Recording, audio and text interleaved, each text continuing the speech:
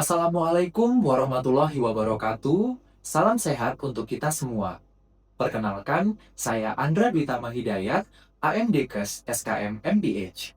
Saya merupakan dosen pada program studi D3 Rekam Medis dan Informasi Kesehatan, Fakultas Teknologi dan Manajemen Kesehatan, Institut Ilmu Kesehatan Bakti Wiyata Kediri, sejak tahun 2022 hingga sekarang. Bidang keilmuan saya adalah sistem klasifikasi dan kodifikasi klinis. Sebagai dosen, saya melaksanakan pengembangan tridharma perguruan tinggi. Saya mengampu salah satu mata kuliah wajib program studi, yaitu pengantar klasifikasi dan kodifikasi penyakit terkait sistem muskuloskeletal, respirasi, kardiovaskuler, dan darah di semester 1 dengan bobot 2 SKS teori. Dalam proses belajar mengajar, saya menggunakan prinsip DIA, Delivery, Interaction, and Assessment. Pada delivery dilakukan di awal perkuliahan. Saya menyampaikan kontrak kuliah kepada mahasiswa selama 1 semester dan rencana pembelajaran semester atau RPS yang telah disetujui oleh Kaprodi, di mana kontrak kuliah dan RPS tersebut dapat diakses langsung dari Learning Management System, yaitu Oasis Mahasiswa. Selanjutnya, mahasiswa saya berikan materi tentang pengantar klasifikasi dan kodifikasi penyakit terkait sistem muskuloskeletal, respirasi, kardiovaskuler, dan darah yang memberikan pengetahuan dan keterampilan dalam penegakan kode diagnosis dan tindakan medis dengan menggunakan bahan ajar dan e-learning Moodle di Oasis untuk memudahkan mahasiswa dalam mengakses materi ajar yang sebelumnya sudah saya unggah. Selain itu, untuk diskusi secara daring, saya memanfaatkan teknologi yang ada saat ini seperti Zoom Meeting dan WhatsApp Group. Pemberian materi saya jelaskan secara sistematis dan terstruktur dengan menggunakan metode pembelajaran yang efektif sesuai dengan karakteristik mata kuliah dalam rangkaian pemenuhan capaian pembelajaran lulusan. Pendekatan interaction saya lakukan dengan model tanya-jawab dan diskusi saat sesi pembelajaran dilaksanakan, di mana mahasiswa bisa lebih aktif dan dapat meningkatkan critical thinking skill dengan materi yang telah saya sampaikan. Setelah sesi diskusi dan perkuliahan selesai, dilakukan asesmen di mana setiap mahasiswa wajib membuat resum materi secara lengkap dengan batas waktu pengumpulan resum maksimal 1 minggu setelah pertemuan selesai. Sistem penilaian mata kuliah ini terdiri dari keaktifan 30%, tugas 30%, ujian tengah semester 20%, dan ujian akhir semester 20%. Sebelum perkuliahan dilaksanakan, pada awal semester, saya dan tim dosen pengajar menyusun rencana pembelajaran semester atau RPS dengan berdasarkan panduan pedoman kurikulum dari Asosiasi Perguruan Tinggi Rekam Medis dan Manajemen Informasi Kesehatan (APTIRMIKI) dan disahkan oleh Kaprodi D3 Rekam Medis dan Informasi Kesehatan. Mata kuliah pengantar klasifikasi dan kodifikasi penyakit terkait sistem muskuloskeletal, respirasi, kardiovaskuler, dan darah merupakan mata kuliah wajib yang mempunyai capaian pembelajaran lulusan, yaitu mahasiswa mampu memahami dasar klasifikasi, kodifikasi penyakit, dan tindakan medis untuk kepentingan validasi kode dan pembiayaan kesehatan pada sarana pelayanan kesehatan, serta melaksanakan sistem klasifikasi dan kodifikasi penyakit untuk kepentingan statistik kesehatan mengacu pada Standar International Statistical Classification of Disease and Related Health Problem (ICD-10) dan International Classification of Disease 9 Revision Clinical Modification (ICD-9-CM) serta sistem klasifikasi lain yang berlaku. Sedangkan capaian pembelajaran mata kuliah adalah 1. Mahasiswa mampu memahami jenis sistem klasifikasi dan kodifikasi meliputi WHO Family of International Classification, International Statistical Classification of Disease and Related Health Problem (ICD-10), International Classification of Disease 9 Revision Clinical Modification ICD-9-CM, International Classification of Functioning, Disability and Health ICF, International Classification of Health Intervention ICHI, International Classification of Disease for Dentistry and Stomatology ICDDA, International Classification of Disease for Neurology Application ICD-NA, International Classification of Mental and Behavioral Disorder dan ICD-11. 2. Mahasiswa mampu memahami anatomi, fisiologi, patologi, terminologi, diagnosis, dan tindakan medis terkait sistem muskuloskeletal, respirasi, kardiovaskuler, dan darah. 3. Mahasiswa mampu memahami aturan dasar pengkodingan klinis, prosedur penegakan kode diagnosis dan tindakan medis, serta konsep audit keakuratan kode terkait sistem muskuloskeletal, respirasi, kardiovaskuler, dan darah. Dan yang keempat, mahasiswa mampu memahami standarisasi data dan aplikasi pendukung dalam klasifikasi, kodifikasi, dan terminologi medis meliputi Computer Assisted Coding atau CAC, Current Procedural Terminology CPT, Systemized Nomenclature of Medicine Clinical Term, SNOMED-CT, Diagnostic and Statistical Manual of Mental Disorder DSM, Normalized Naming System for Generic and Branded Drugs RxNorm, dan International Iris Software for Mortality Coding atau IRIS. Pokok bahasan pada mata kuliah ini adalah 1. Pengenalan jenis sistem klasifikasi dan kodifikasi, 2. Pengenalan struktur ICD-10 dan ICD-9-CM serta konvensi tanda baca, 3. Anatomi, fisiologi, terminologi medis, diagnosis, dan tindakan medis, sistem muskuloskeletal, respirasi, kardiovaskuler, dan darah. 4. Konsep audit keakuratan kode klinis. 5. Standarisasi data dalam klasifikasi dan kodifikasi klinis, serta istilah medis. Mata kuliah pengantar klasifikasi dan kodifikasi penyakit terkait sistem muskuloskeletal, respirasi, kardiovaskuler, dan darah merupakan pembelajaran yang memberikan pemahaman dalam sistem klasifikasi dan kodifikasi klinis serta keterampilan dalam penegakan kode diagnosis dan tindakan medis. Mata kuliah ini dilaksanakan dengan metode team teaching yang melibatkan 3 orang dosen pengampu. Materi perkuliahan pada mata kuliah ini disusun menggunakan sumber pustaka buku yang berhubungan dengan klasifikasi dan kodifikasi penyakit terkait sistem muskuloskeletal, respirasi, kardiovaskuler, dan darah, dan jurnal-jurnal dari penelitian yang relevan. Berikut salah satu contoh pengajaran yang saya lakukan, yaitu pengantar klasifikasi dan kodifikasi penyakit terkait sistem muskuloskeletal, respirasi, kardiovaskuler, dan darah, topik pengenalan ICD-10, ICD-9-CM, dan konvensi tanda baca yang dilakukan secara luring di ruang kelas. Selamat menyaksikan. Assalamualaikum warahmatullahi wabarakatuh. Waalaikumsalam warahmatullahi wabarakatuh. Selamat pagi semuanya. Pagi. Oke, baik. Sebelum kita memulai perkuliahan hari ini, mari kita berdoa sesuai kepercayaan kita masing-masing. Semoga kegiatan perkuliahan hari ini diberikan kelancaran dan kita bisa menyerap materi sebaik mungkin. Berdoa dimulai.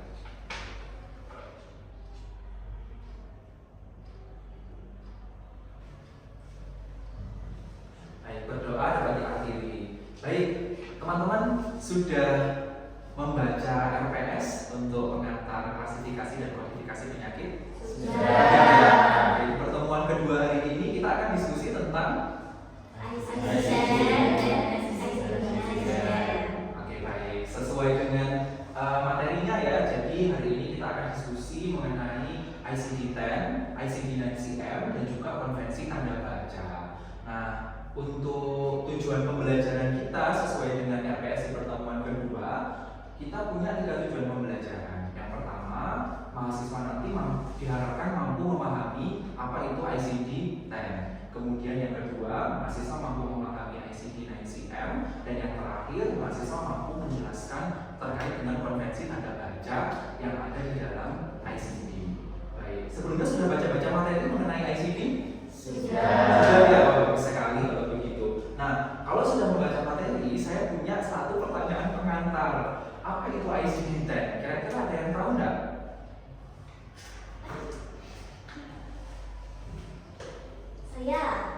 Angeli ya, silakan. Jadi ICD-10 itu yang berisi tentang penyakit yang ada di Indonesia bahkan di internasional seperti itu Pak. Oh begitu ya. Iya. Kalau ICD itu kan seperti sebuah singkatan ya. Iya. Jadi tahu apa panjangannya?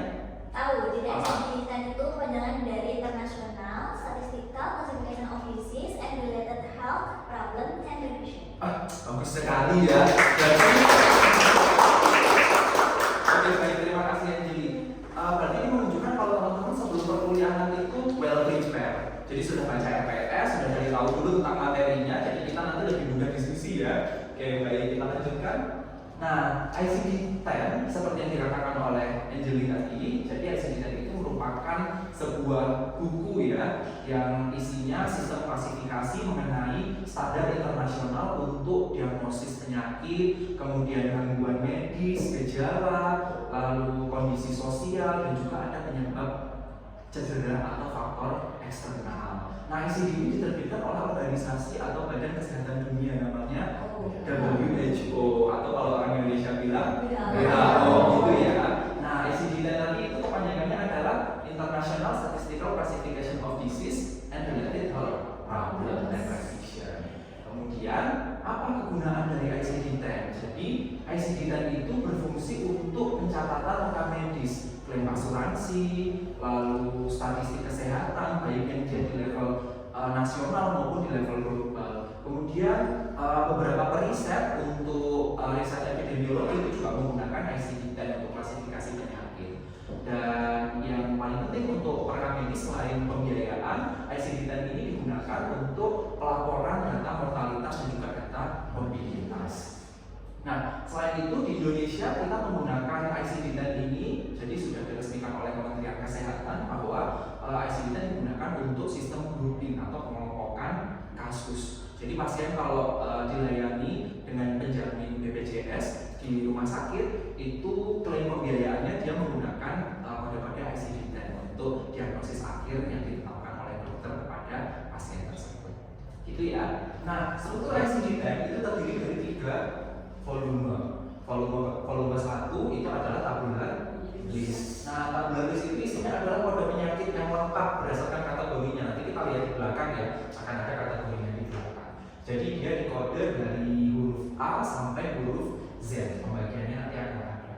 Kemudian di volume kedua ini adalah instruction manual atau istilahnya panduan penggunaan dari ICD itu sendiri. Jadi bagaimana cara menggunakan ICD, tata cara pengkodingannya seperti apa, konvensi tanda baca yang hari ini akan kita diskusikan itu semuanya diambil dari ICD volume 2. Kemudian yang volume 3 itu isinya adalah alphabetical index.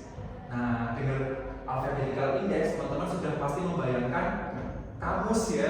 Jadi indeks untuk mencari supaya lebih mudah. Jadi kamusnya ICD itu ada di volume 3 ini supaya kita lebih mudah lagi menemukan diagnosis yang akan kita cari nantinya. Lanjutkan. Nah, ini adalah format kode dalam ICD-10 yang perlu teman-teman perhatikan nanti ya. Jadi ICD itu terdiri dari kode huruf dan juga angka. Nah, format kodenya seperti ini teman-teman.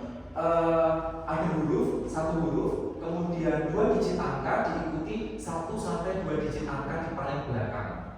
Nah, kita coba lihat. Saya punya satu contoh, kode M54.56. Ini adalah kode untuk diagnosis low back pain pada regio lumbar. Nah, kita lihat satu persatu.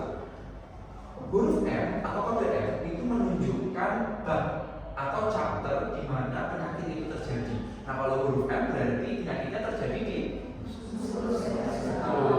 otot rangka atau muskuloskeletal. Kemudian 54 ini menunjukkan kategori kelompok penyakit dorsalgia. Jadi penyakit-penyakit yang terjadi pada tulang belakang. Kemudian digit keempat 5 itu menandakan subkategori penyakitnya. Dorsalgia itu kan ada banyak sekali ya. Nah, kalau dia poin gas 4-nya adalah 5, berarti subkategori itu menunjukkan low back pain. Itu artinya penyakit yang terjadinya di area vertebrae bagian bawah. Nah, ternyata vertebrae itu pembagiannya masih sangat banyak.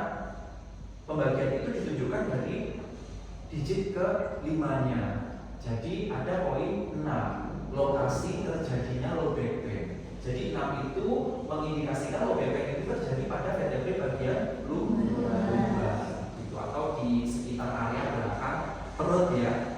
Gitu. Oke. Nah, untuk pengenalan ICD-10 sudah selesai. Sekarang kita masuk ke ICD-9-CM.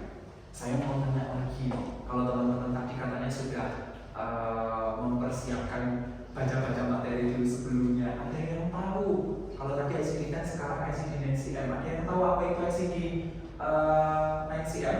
Saya lupa. Oh iya, silakan Firsan.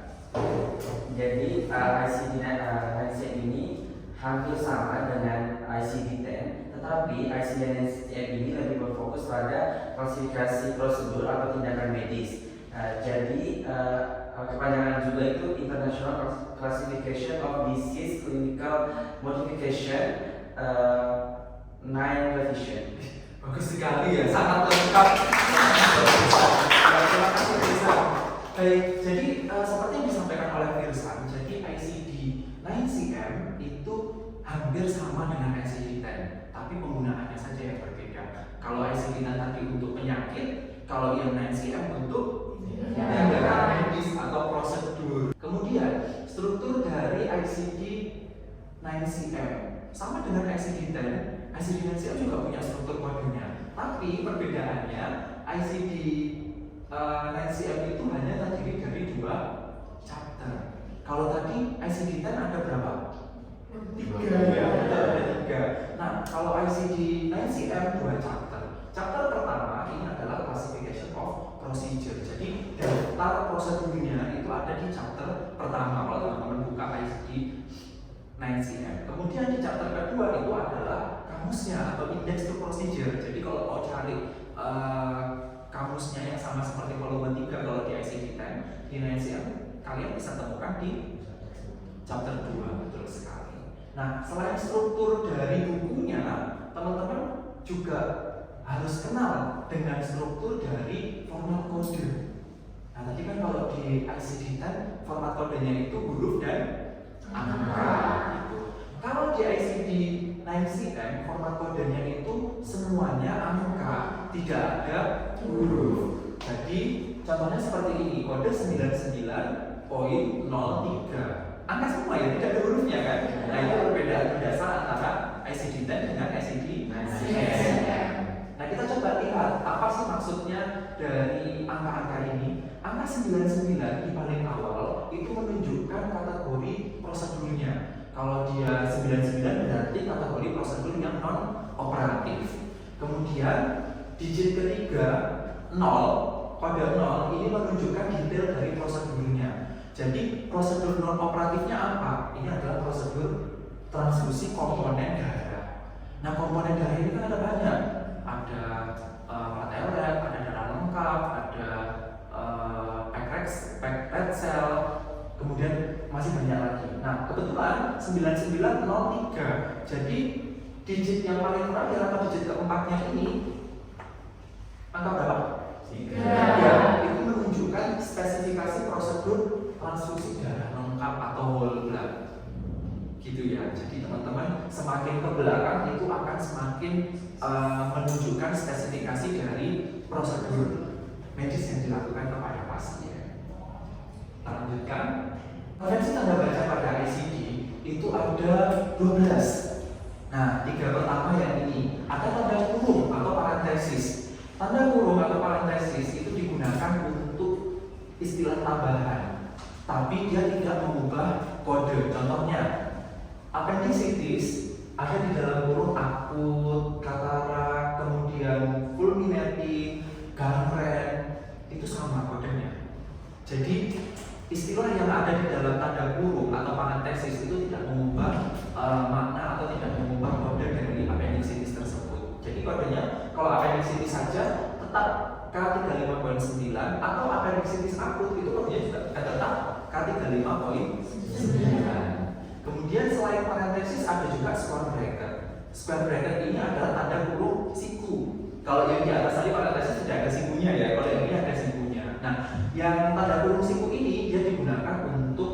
sinonim, alternatif kata, atau kata-kata yang bisa digunakan untuk mempertegas kondisi yang ada di depannya. Jadi prunsiku itu juga biasa digunakan untuk rujukan atau catatan bahwa ternyata ada instruksi pada bab atau kategori lain. Contohnya, diabetes mellitus due to drugs atau disebabkan karena obat. Ternyata frasa ini dia sama dengan induced by drugs. Artinya kita harus cari dulu obat-obatan apa yang kemungkinan menyebabkan diabetes mellitus, gitu ya. Kemudian yang ketiga, konvensi tanda bacanya atau kolon. Kolon itu adalah titik dua. Apa maknanya titik dua? Titik dua itu digunakan untuk istilah medis ini tuh ternyata belum lengkap loh. Jadi kita harus hati-hati dalam melakukan pengkodingan. Kalau kita mengkoding bronkitis itu ada titik duanya, harus terjadi 21 hari atau lebih.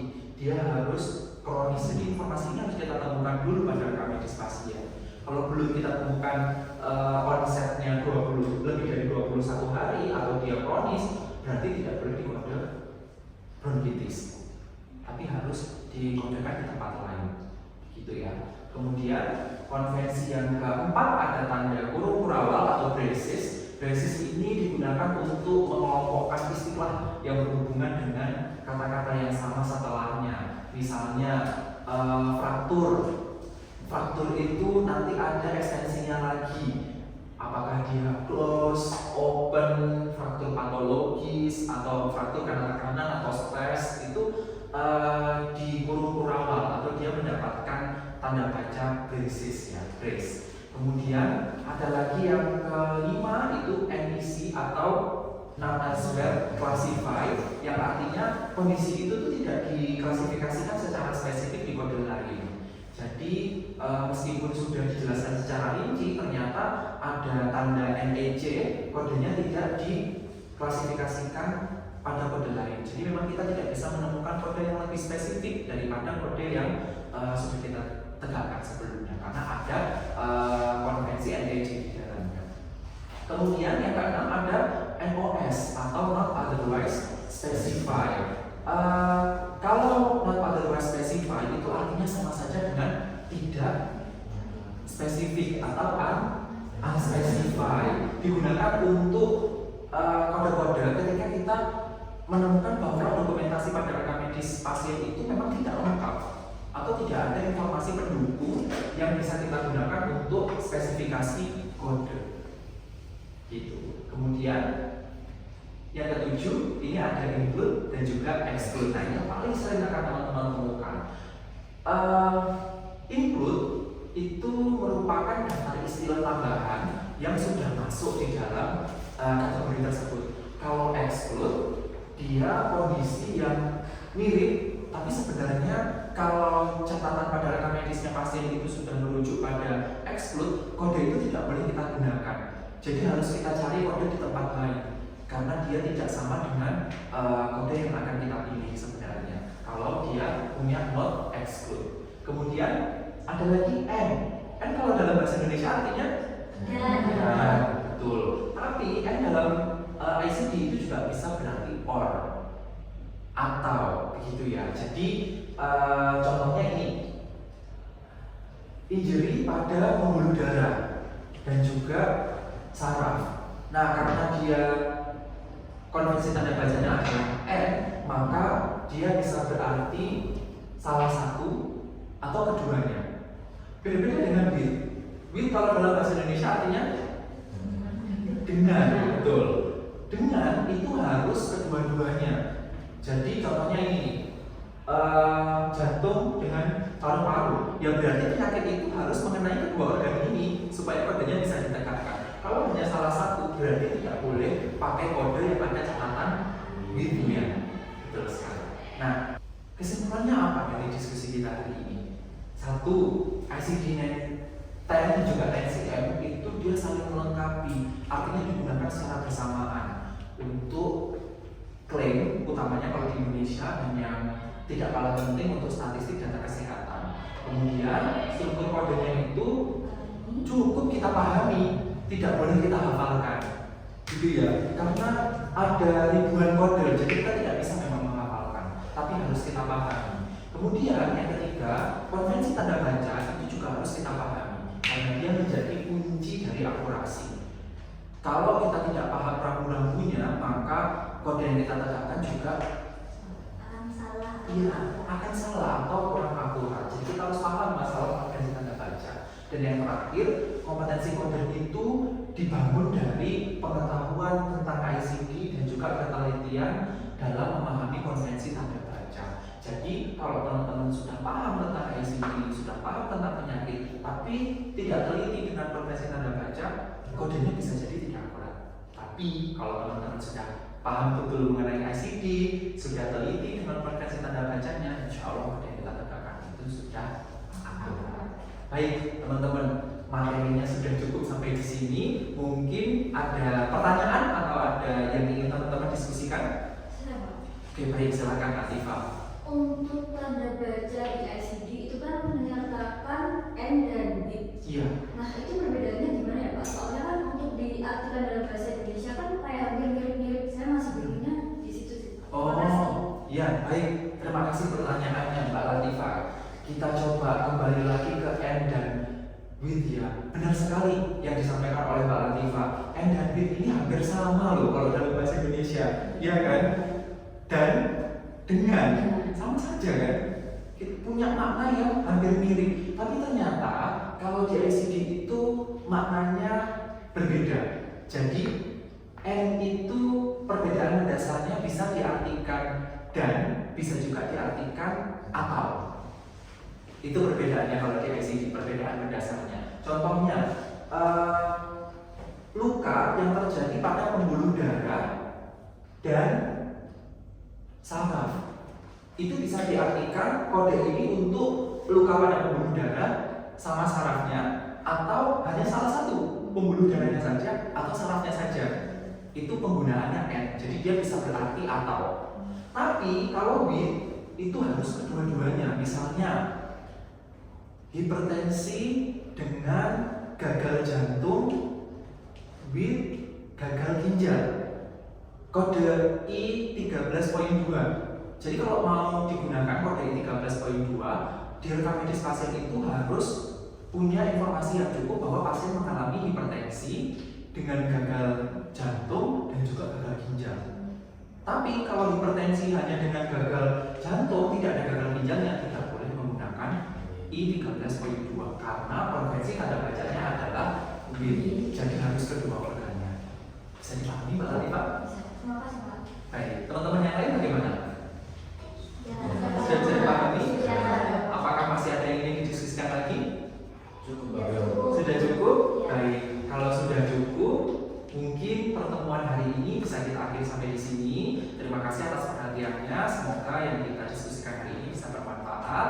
Kurang lebihnya saya mohon maaf dan jangan lupa untuk membuat resume terkait perkuliahan kita hari ini dan dikumpulkan di Moodle ya. Dan di Moodle saya juga sudah membuat room untuk presensi. Silakan teman-teman mengisi presensinya. Akhir kata, assalamualaikum warahmatullahi wabarakatuh. Selamat pagi. Waalaikumsalam warahmatullahi wabarakatuh. Selamat pagi Pak. Terima kasih.